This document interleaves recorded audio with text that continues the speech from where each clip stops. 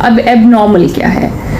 Abnormal ये है कि अगर उसका कलर चेंज होना शुरू हो जाए, लाइक अगर थिक वाइट कलर का, कर्डी वाइट का वर्ड यूज़ करते हैं हम लोग, जो कि ये शो करता है कि यीस्ट इन्फेक्शन हो गई है, फंगल इन्फेक्शन हो गई है। ये चीज़ की तरह का भी, चीज़ी मटेरियल भी हो सकता है या फिर दही की तरह का थिक वाइट भी हो सकता है, और ये वजाइना की स्किन के साथ अटैच हो जाता है, और इसको अगर रिमूव करने की कोशिश की जाए तो वजाइना की एपिथेलियम डैमेज होती है। और इसके अलावा इसकी ये एरिया की रेडनेस करता है, स्वेलिंग करता है, और यूरिन करते हुए और सेक्सुअल एक्टिविटी करते हुए फीमेल को काफ़ी ज़्यादा पेन फील होती है। ये बेसिकली वजाइनल यीस्ट इन्फेक्शन की वजह से होता है। और इसके अलावा अगर ये ग्रीन कलर का हो जाए तो ये भी एक एबनॉर्मल डिस्चार्ज है, इसकी भी डिफरेंट रीज़न है। और अगर ये फिशी ऑर्डर, स्पेशली मछली की तरह का गंदी स्मेल वाला पानी आना शुरू हो जाए तो ये बैक्टीरियल वेजिनोसिस के इन्फेक्शन को शो करता है कि इसकी जो नॉर्मल बैक्टीरिया है उसकी ओवरग्रोथ हो गई है। और ग्रे वाइट भी हो सकता है जो भी ये बैक्टीरियल वेजिनोसिस में होता है। जो मोस्ट कॉमन एबनॉर्मल फॉर्म होती है वो यीस्ट इन्फेक्शन होती है। अभी ये यीस्ट या बैक्टीरिया ये कहाँ से आ गए? बेसिकली होता ये है कि ये नॉर्मल कमेंसल्स होते हैं।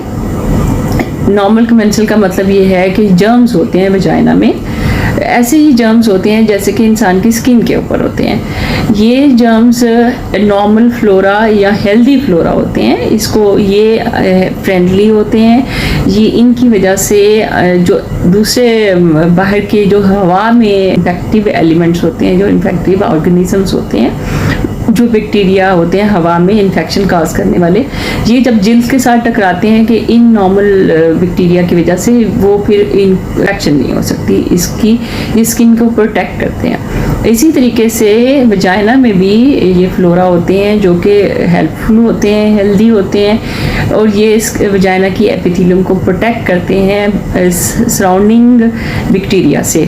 अब सराउंडिंग में सबसे इम्पॉर्टेंट है फीमेल में बैक वाले एरिया में रेक्टम होता है, यानी कि फीकल मैटर, पखाने वाला रास्ता, वहाँ से इन्फेक्शन बहुत ज़्यादा फीमेल वजाइना में आ सकती है। या फिर ऐसी कंडीशन होती हैं जिसमें ये फंगल ज़्यादा ग्रो करना शुरू कर देती है। नॉर्मल क्या होता है कि ये एक बैलेंस होता है, बैक्टीरिया और फंगस एक नॉर्मल बैलेंस में रहते हैं, और ये नॉर्मल बैलेंस की वजह से इसकी पीएच भी मेंटेन रहती है। पीएच का मतलब ये है कि इसकी एक इन्वायरमेंट ऐसी बन जाती है जो कि बैक्टीरिया एसिड बनाते हैं, और ये इन्वायरमेंट ऐसी बनती है कि बाहर के ऑर्गेनिजम्स यहाँ पे आके ग्रो ना कर सकें, तो ये हेल्थी हो। तो इसका मतलब ये हुआ कि इसकी पीएच और इसकी जो सिक्रीशंस हैं ये इन्फेक्शन को कंट्रोल करती हैं।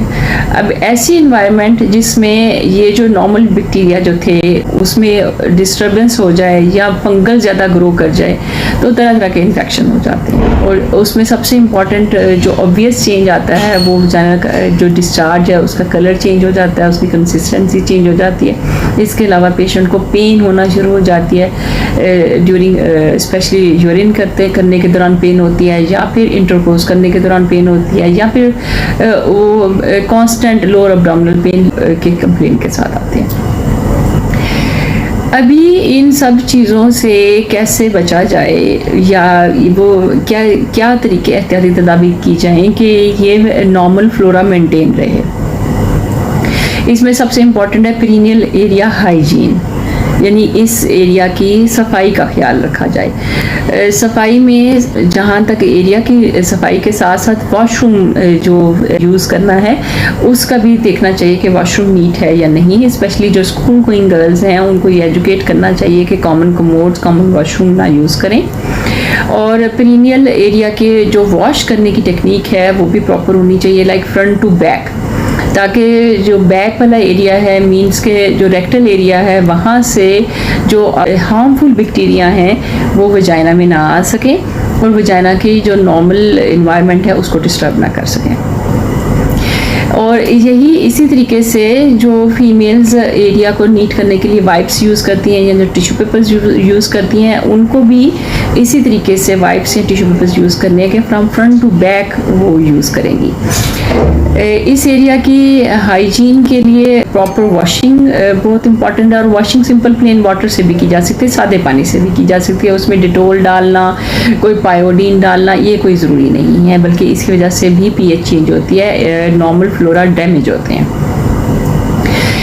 इस एरिया को वॉश करने के लिए बहुत से मार्केट में आपने देखा होगा परफ्यूम्स अवेलेबल होती हैं, डिओड्रेंट्स हैं, या कुछ स्पेशल मेडिकेटेड सोप्स होते हैं। इन सब चीज़ों से अवॉइड करना चाहिए, क्योंकि ये इन सब चीज़ों की वजह से पीएच चेंज होती है, एनवायरनमेंट चेंज होती है। और बहुत इम्पॉर्टेंट बात आजकल के मौसम में गर्मी है। जो यीस्ट इन्फेक्शन है या फंगल इन्फेक्शन है, इसकी ग्रोथ के लिए गर्मी मतलब पसीना आना और उस एरिया में हवा का गुजरना होना, ये दो चीज़ें हैं जो फंगस को ग्रो करती हैं। और ये आजकल का मौसम है, गर्मियां हैं, इसमें स्वेटिंग भी होती है, पसीना बहुत ज़्यादा आता है, और इस एरिया में अगर प्रॉपर हवा ना जाए तो ये फंगस बहुत ग्रो करेगी। इसके लिए ज़रूरी है कि टाइट अंडर गारमेंट्स नहीं पहने, लूज़ अंडर गारमेंट्स होनी चाहिए, लूज़ अंडरवियर वगैरह यूज़ करें, कॉटन बेस्ड अंडरवियर यूज़ करें, ताकि वो फैब्रिक जो है वो हवा का गुजर हो सके उसमें से। इसके अलावा कुछ फीमेल्स को कुछ मटेरियल से एलर्जी हो जाती है, तो या फिर लीलन वगैरह या फिर डिटर्जेंट कुछ ऐसे यूज़ करते हैं जिससे उनको एलर्जी हो जाती है, तो आपने वो सब चीज़ें अवॉइड करनी है। जिन फीमेल्स को अंडरवियर या अंडरगारमेंट्स पहनने की, अंडरपैंट्स पहनने की बहुत ज़्यादा आदत है, तो वो कोशिश करें कि कॉटन अंडरवियर यूज़ करें। और सेकेंडली ये कि वो ये सारी चीज़ें रात में ना पहने, मॉर्निंग टाइम पे यूज़ करें, और daily neat and clean undergarments use करें। इसके अलावा बबल बाथ और कुछ वजाइनल डूशिंग करते हैं इस एरिया को नीट करने के लिए, वजाइना में डिफरेंट केमिकल्स यूज़ करते हैं, इन सब चीज़ों से अवॉइड करना है।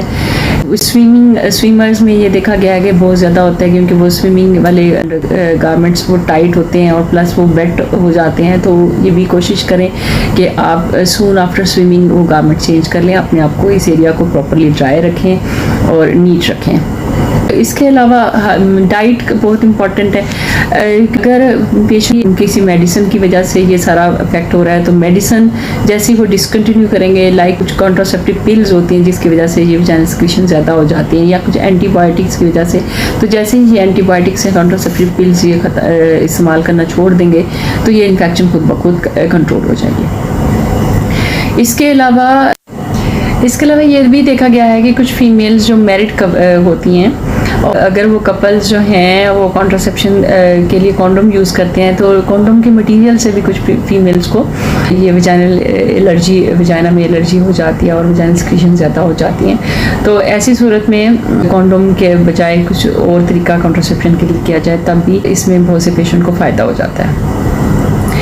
तो अभी जो याद रखने की बात ये है कि जो नॉर्मल वजाइनल डिस्चार्ज है वो बेरंग होगा, बेबू होगा, और उससे कोई इरिटेशन या इचिंग वगैरह नहीं होगी। जब भी उसमें कलर चेंज हो जाए या डिफरेंट, या उसमें ग्रीन कलर हो जाए, फिशी स्मेल आना शुरू हो जाए, या बहुत ही इरिटेशन और पेन हो जाए, या इस जगह की स्वेलिंग हो जाए, तो फ़ौरन डॉक्टर से कंसल्ट करना है। यहाँ मैं एक और चीज़ का जिक्र करना चाह रही हूँ कि अगर ये वजाइनल डिस्चार्ज ब्लड स्टेन हो जाए, उसमें रेड कलर आना शुरू हो जाए, और मैरिड कपल हैं, सेक्सुअल एक्टिविटी के दौरान के बाद आया है, या फिर मेंसेस के बाद बीच दरमियान में स्पॉटिंग होना शुरू हो जाए, तो इस सूरत में फ़ौरन से डॉक्टर से कंसल्ट करें, क्योंकि ये सीरियस कंडीशन भी हो सकती है। इसमें सर्वाइकल चेंजेस भी आ सकती हैं, जिसमें सर्वाइकल मैलिग्नेंसी वाली भी खुदा न खासा कंडीशन हो सकती है। तो इसमें फ़ौरन से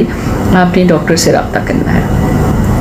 उम्मीद है कि आपको ये वीडियो पसंद आई होगी। आप इसको लाइक और सब्सक्राइब भी करेंगे। कमेंट बॉक्स में मुझे ज़रूर बताएं कि आपको ये वीडियो कैसी लगी, और आप मज़ीद इस तरह की इन्फॉर्मेशन चाह रहे हैं, और ताकि मुझे भी फ़ायदा हो और मैं भी वो वाली वीडियोस बनाऊं जो कि इंफॉर्मेटिव हो और आप लोगों के लिए भी फ़ायदा हो। Thank you.